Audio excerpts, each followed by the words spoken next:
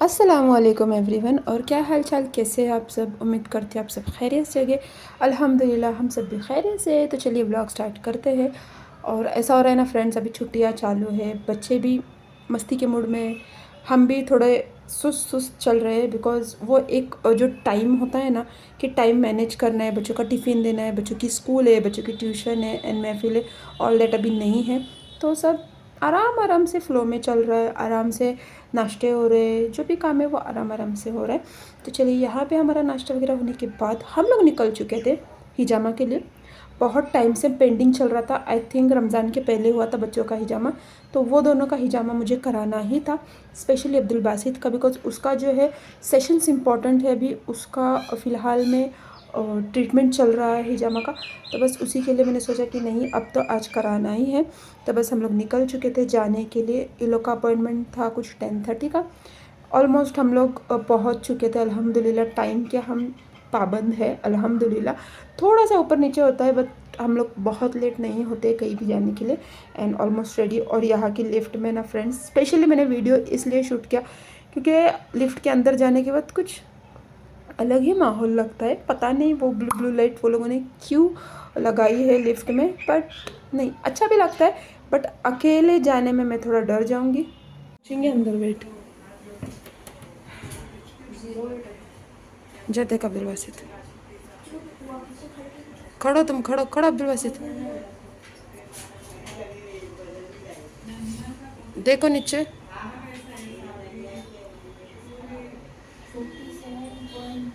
हाँ चल आ जाए इधर।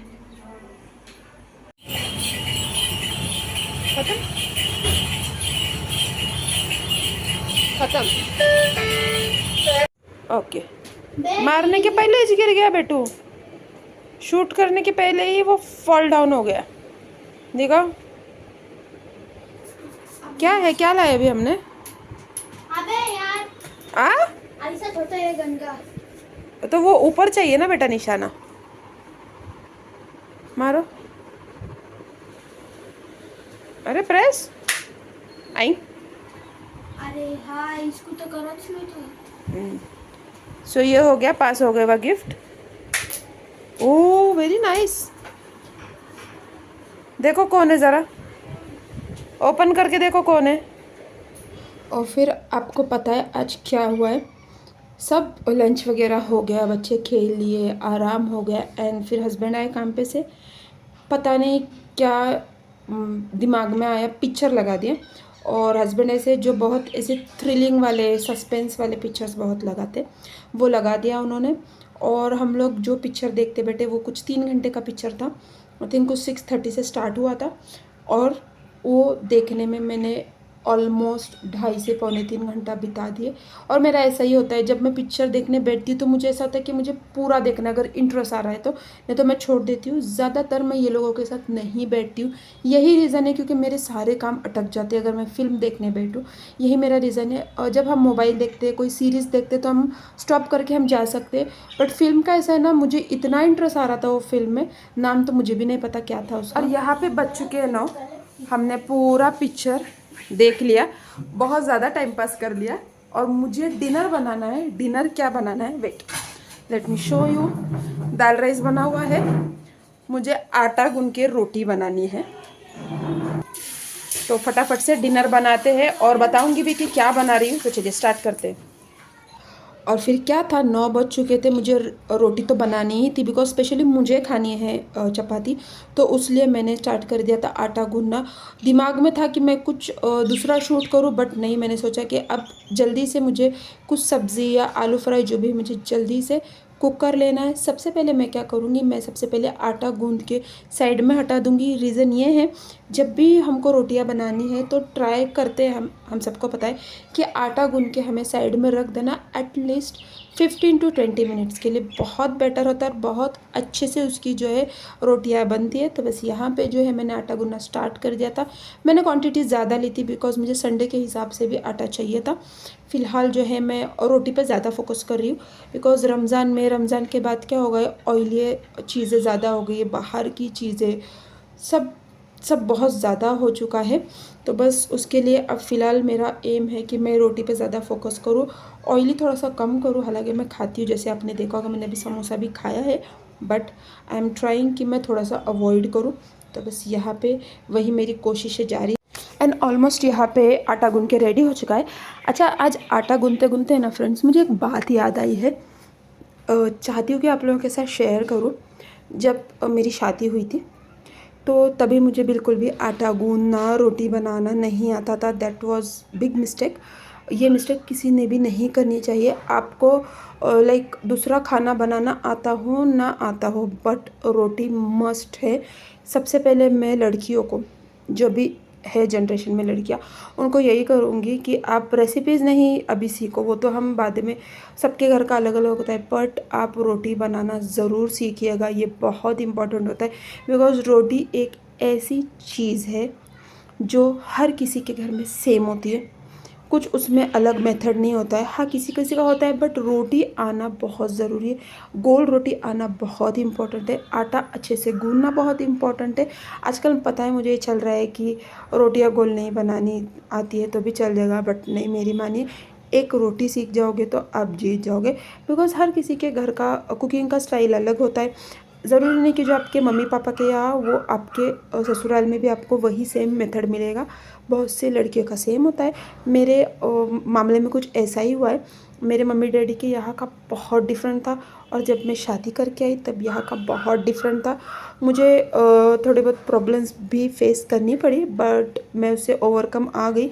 मैंने सारी चीज़ें अल्हम्दुलिल्लाह से सीख ली। Now I am pro, I can say that. But एक छोटा सा सजेशन था कि रोटी ज़रूर सीखिएगा। नॉट बाजरी, ज्वार एंड ऑल दैट, वो इतना इम्पोर्टेंट नहीं है, बट गेहूँ की जो रोटी होती है वो बहुत ज़्यादा इम्पोर्टेंट होती है।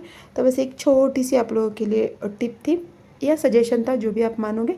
तो बस यहाँ पे जो है मैं बना रही थी आलू के लाइक चिप्स कट करके, उसको जस्ट आलू फ्राई करने वाली थी, बट मेरे दिमाग में कुछ अलग चला।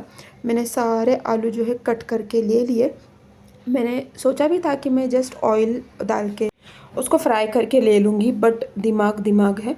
दिमाग में ऐसी बहुत सी चीज़ें चलती रहती है कि कुछ अलग ट्राई करना है, वेज में, नॉन वेज में, कि मैं किस अलग तरीके से कोई भी चीज़ को प्रेजेंट करूँ कि बच्चे भी खुश हो जाए, हस्बैंड भी, और मैं खुद भी खुश हो जाऊँ।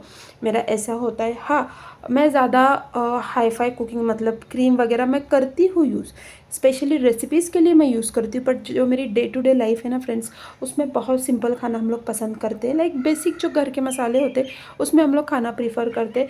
तो उसी में मैं न्यू तरीके से ट्राई करती हूँ इन्वेंट करना कोई भी चीज़। जैसे कि ये आलू के चिप्स, मैं सिर्फ हमेशा जो है ना तेल, मसाला, नमक और हल्दी डाल के इसको फ्राई करती हूँ। बट आज मेरे दिमाग में आया कि थोड़ा मैंने इसमें कड़ी पत्ता ऐड कर दिया, फिर सारे स्पाइसेस ऐड कर दिए। उसके बाद जो मैंने इसमें एक टोमेटो भी ऐड कर दिया, और फिर मैंने इसमें कोथिमीर भी ऐड कर दी। सोचा कि चलो कुछ तो अलग होगा, तो बस उसी हिसाब से मैंने ये वाली रेसिपी बनाई। बहुत सिंपल है, बहुत मज़े की, और बहुत पसंद आई सबको। जो नहीं खाते मेरे घर में, स्पेशली अब्दुल बासित, उसने तो इतने शौक से खाया कि मम्मी बहुत मज़े की लग रही है। और ये भी बोला वो लोग ने कि मम्मी टिफ़िन में दोगे ना तो सेम ऐसी देना, सिर्फ फ्राई करके मत देना। तो ये सब जो बातें हम सुनते हैं ना, तो उससे एक अलग प्राउड फीलिंग आती है यार, चलो जो हम ट्राई करते हैं ना वो होता ज़रूर है। तो चलिए, यहाँ पे जो है आलू ऑलमोस्ट मैंने कुक होने के लिए रख दिए थे। साथ ही साथ जो है ना वो थोड़े बहुत गल चुके थे। थोड़े टाइम के बाद में आटा भी मेरा ऑलमोस्ट अच्छे से हो चुका था। तो जहाँ तक मैं आपको आटी रोटी की बात जो मैंने आपको बताई है, तो मेरे साथ पहले पहले ऐसा हुआ कि बिल्कुल रोटी बनाने नहीं आती थी। आई थिंक मेरे शादी के, आई कैन से दैट कि 6-7 साल तक मैंने रोटी नहीं बनाई है। हाँ, ऐसा कुछ हो जाता था कि मुझे बनाना है तभी ही मैं बनाती थी, वरना मैं नहीं बनाती थी। बाकी पूरा जो है ग्रेवी, राइस एंड अलग अलग रेसिपीज़, फ्राई आइटम, रमज़ान में मैं सब बना लिया करती थी। बट मैं रोटी, और मैंने इतना मन पे भी नहीं लिया था, फ्रैंकली स्पीकिंग मैंने इतना इंटरेस्ट नहीं लिया था रोटी बनाने में। बट वो कहते हैं ना, जब आप पे आती है ना तो आपको करना ही पड़ता है। मेरा वही हाल था जब मुझ पे आया, बिकॉज कोई नहीं। सो जब अकेले करना पड़ता है ना फ्रेंड्स, फिर आप कैसे भी करो आप सीख जाते हो।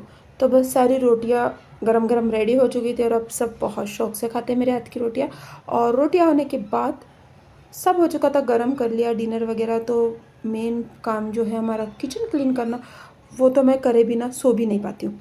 तो बस यहाँ पे मैंने सारा किचन क्लीन कर लिया, सारे डिशेस जो भी बर्तन थे मेरे वॉश कर लिए। यहाँ पे मैं मेरा डिनर लेके बैठ चुकी थी अल्हम्दुलिल्लाह से। और कैसा होता है ना फ्रेंड्स, जो अल्लाह ने आपको दिया है, कोई भी चीज़ हो, खाना हो, उसको शुक्र अदा करके खाइएगा। आप लाइफ में बहुत खुश रहोगे। जो हमारे पास है उसमें ही खुश रहिए, उसमें ही शुक्र अदा कीजिए। जो हमारे पास नहीं है, हाँ हमें वो अटेम्प्ट करना है, हमें वो चीज़ लेनी है, बट अभी जो है उसका शुक्र अदा कीजिए। उसके बाद मैंने पी चाय। बस आज तो आपके साथ मैंने चीज़ें शेयर की, होप आपको पसंद आई होगी। इंशाल्लाह मेरे एक्सपीरियंसेस भी मैं शेयर करती रहूँगी। तो बस व्लॉग यहीं पे एंड करती हूँ। मिलती हूँ नेक्स्ट व्लॉग में नए वीडियो के साथ। तब तक के लिए अल्लाह हाफिज़ एंड स्टे कनेक्टेड फ्रेंड्स।